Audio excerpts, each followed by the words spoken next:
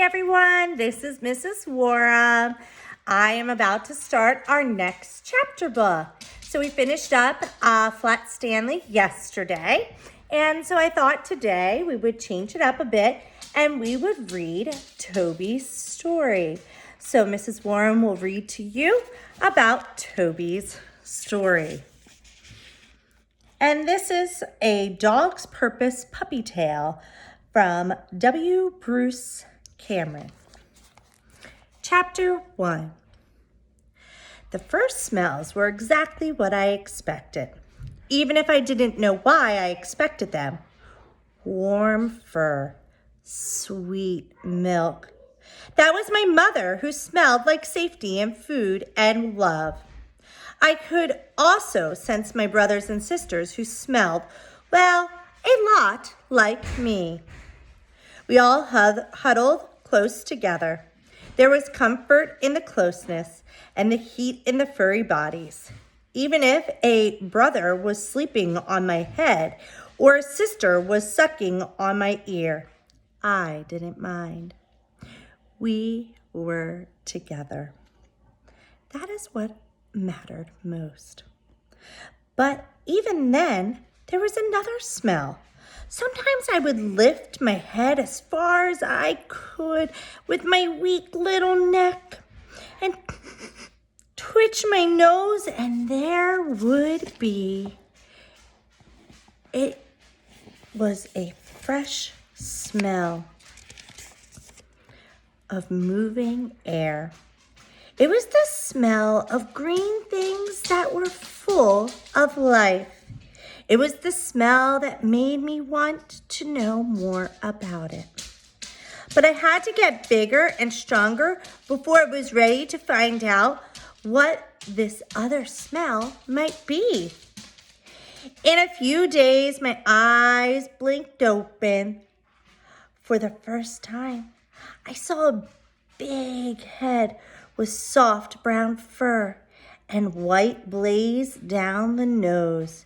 Dark eyes looked at me fondly, and a wet tongue came out and licked me all over, from nose to tail. In a few swipes, that was my mother. Think about that third grade for a moment. Think about the details that are included that gives us a good visual. Remember, we're always making a movie in our own brain. And I was able to make that visual based off of how the writer wrote that paragraph. I loved her. She was wonderful. When I looked away from my mother, I saw puppies all around me. Their fur was brown and black in splotches. My mother licked them too. We were all wiggled forward to get a turn at her delicious milk. Then we fell asleep. Being awake was hard work. I liked it though. Each time my eyes opened, I was able to stay awake longer. I was able to see more of what surrounded me. My family and I lived in a dark box with an open door. Through the door, I could sometimes see glimpses of bright sky, and I could smell the exciting smell, the one that made my nose twitch each time it wafted my way. Now and then a man came to the door. He would squat down and talk gently to my mother, and sometimes she got up and walked away from my brothers and sisters and me to greet him and wag her tail. "Good girl, Sadie," the man would say to my mother, rubbing her head. "You're such a good mom." That was how I found out my mother's name was Sadie. At first, all the pups would peep and squeal for our mother to come back. But before long, we could get up on our own feet and stagger over to greet the man as well. I had thought that my mother was huge, but this man was gigantic. His hands were as big as my whole body. They smelled amazing.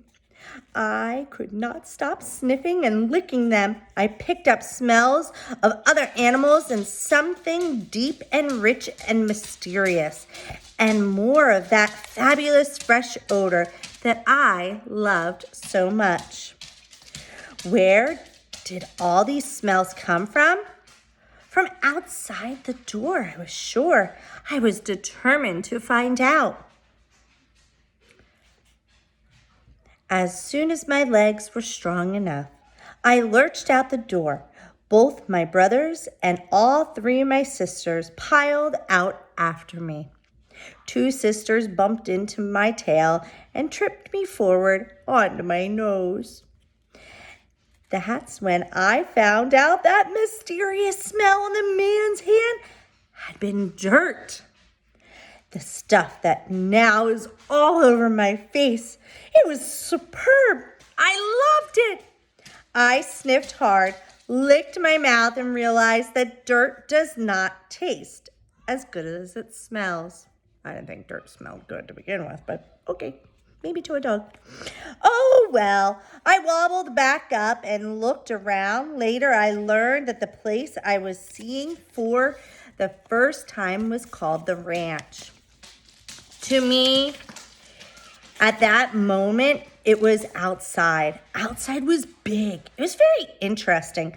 I turned my head this way and that, taking in the sights and sounds and smells all around me. We were in a space closed in on all sides by fences made of wire. Inside our space was dirt, grass, and bowls with water. One of my sisters had already fallen into one of the bowls. And inside the space also was a little shed where my brothers and sisters and I were born. Outside of the wire, I could see more dirt and more grass. Far away was another pen with very big, long dogs inside. One of them actually had a person riding on its back. Astonishing. Through the wire also came the scent that I had always longed to know more about. It was the scent of fresh air moving fast enough to ruffle my fur and make my ears sway. It carried other doors and odors along with it, and with the green living smell I had already noticed, along with the smells of other animals, fur, breath, sweat. But there was something about the air, that sweet, warm air, that made me want to run. So I did. I raced around the pen as fast as my short legs could take me.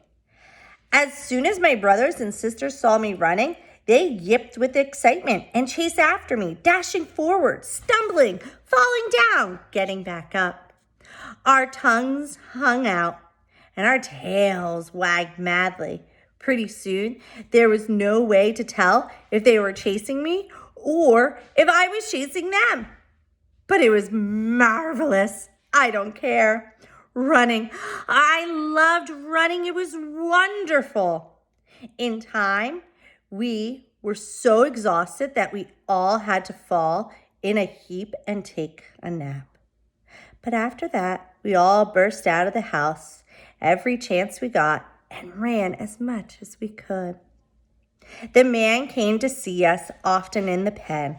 I found out his name was Walt. And after a while, I realized that he lived in a very large shed of his own, a house, people call it, nearby. He would come out of the building every morning and head right for us. He had a power that astonished me. He could cause a section of the fence to swing wide open, letting him walk right into our pen. No matter how hard I tried, I could never figure out the way to do it myself. Walt would step through the fence, sit on the ground, and talk to my mother, Sadie.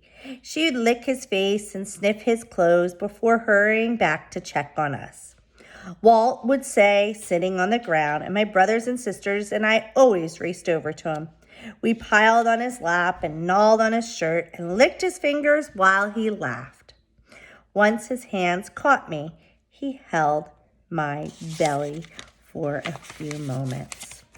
While I wiggled It was nice, comfortable. Plus, I couldn't snuggle into his shirt while he held me like that. Walt chuckled and turned me back over. He held me close to my face. I licked his nose and his chin as much as his cheek, and I could reach. "Okay, boy," he would say with a chuckle. "Toby, I think you're going to be Toby." He set me down on the dirt again, and I clambered back up onto his lap while he picked up another one of my sisters the same way he picked me up. I wasn't fooled, though. I knew I was his favorite. "Tabitha," he said, putting my sister down. I seized hold onto his shirt between my teeth and wrestled it while he picked up more puppies. My other two sisters were named Tamara and Tess. My brothers became Titus and Timothy. It didn't matter what we were called. What mattered was we were together and that we could run every day, smelling the remarkable fresh fragrance that made my tail wag so madly, and it was about to just knock me over into the dirt. I love that smell so much that after Walt left, I pressed my nose into a corner of our pen and stood there, sniffing as hard as I could. The fence sagged a little under my weight, and that's when I noticed a gap between a post and the wire attached to it. I pushed with my nose into that gap. It opened a little wider. My whole head followed my nose. I shoved my back legs and scrambled with my front claws. And then I was through. I was outside the fence. I was doing Walt's trick. Whose perspective is this by? Who is this story about? Who's telling us? If you said that this is Toby telling us the story, you're absolutely correct. Good job. My brothers and sisters, Tabitha, Tamara, Tess, Titus, and Timothy, came racing over to see what had happened to me. It only took a few moments to wiggle through the fence as well. Our mother came to the gap and put her nose through, but she was too big to fit. She barked impatiently, warning us to come back, but we couldn't return to the pen. There was so much running to be done. I dashed this way and that across the grass that was as tall enough to tickle my belly. Dandelions battered my head, and a long, skinny bug with powerful legs sprang up in front of my nose. I stopped and sat hard, and Tess crashed into me. I barked at the bug as it whirled away into the grass. I chased it, and Tess chased me. Chasing things was the best. I couldn't find the bug again, but it didn't matter that much because I suddenly brought up against another pen with wire fence like ours. There were no puppies inside this fence. However, something different was in there. A feathery animal that each had two scratchy, scaly feet. They were jerky, pecky birds that one day learned were called, what do you think? Chickens. I barked at them to tell them I was Toby, to tell them that they could come out and play and run with us. But the chickens didn't seem to get the message. One of them shook her wing and stretched her neck and suddenly rushed at the fence right at me. I yelped.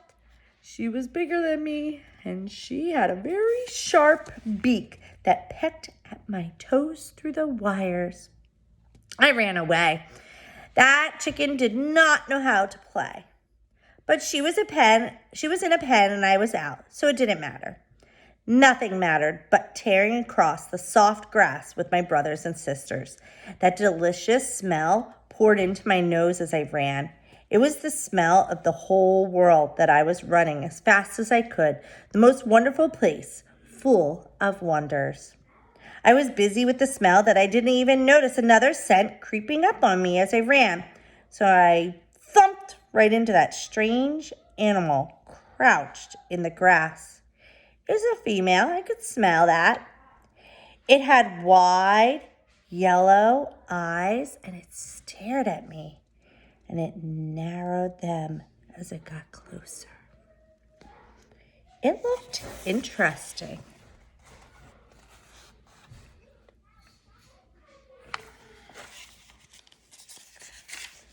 These are long chapters. My brother Timothy was right behind me, and he liked the new animal too. I think he noticed, just as I did, the way her back legs were bunched underneath her and the way that the muscles all along her back were tight. She was ready to jump, to spring forward. That meant we could chase her. I slowed down step by step. I went closer to the new animal. Timothy was right beside me. Any moment now, she was going to run. I knew it. Another step closer. Another. The animal had triangular ears that stood up straight on her head. But I took another step. She put those ears back flat against her skull and opened her mouth. I thought she was ready to bark, but instead she let out a strange, threatening hiss. Her tiny teeth looked sharp. I was just so confused by the sound, I stopped, trying to figure out what she meant. Timothy didn't stop, though. He kept going. Another step. Another. The animal's fur fluffed up onto her head, making her look suddenly bigger. I began to think that Timothy might not have the right idea here. Suddenly, the animal let out a screech that hurt my ears. Then she did something truly surprising. She didn't run away. She didn't let us chase her. Instead, she shot out a paw and batted Timothy really hard on his nose. He was surprised. He fell over, and I hurried to his side and sat beside him. What animal are they describing right now? What bats and has sharp teeth, and its ears are pointy, but it goes back? Let's see if they tell us. It seemed to be the right thing to do. He wiggled out from under me and chewed on my leg. Then we both looked up, and the animal was calmly licking the paw that she swatted Timothy with.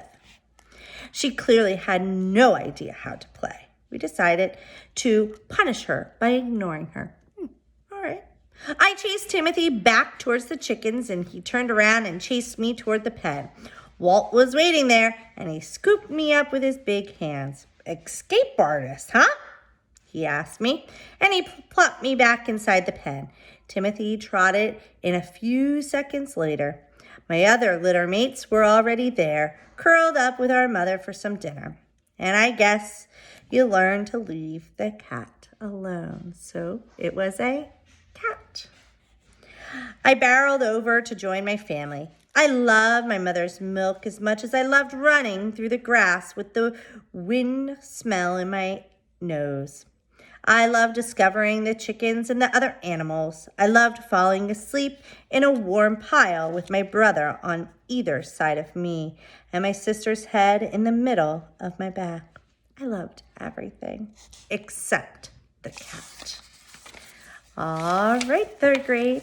I hope that you are enjoying this story. It seems like a quite happy story right now of Toby and his litter mates. And it's giving us a lot of great detailed writing. This author did a really fantastic job giving us wonderful details. All right, I'll check back with you tomorrow as we read chapter 2. Till then, bye friends.